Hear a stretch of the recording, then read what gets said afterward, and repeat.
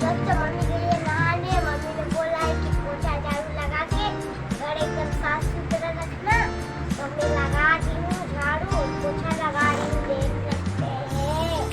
और मेरे पापा पता नहीं क्या करते हैं, दिन रात मोबाइल चलाते हैं, हाथ को जला दिए हैं। मम्मी आएगी तो इनको ही पूछेगी क्या।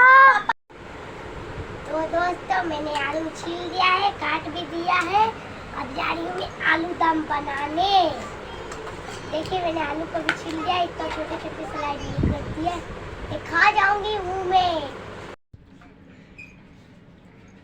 तो दोस्तों आप भी हमारे वीडियो नहीं देखते तो प्लीज दोस्तों हमारे वीडियो देखिए और लाइक सब्सक्राइब जरूर कीजिएगा। दोस्तों हमारे चैनल पे नए हैं तो सब्सक्राइब जरूर कीजिएगा। हम जा रहे बनाने खाना।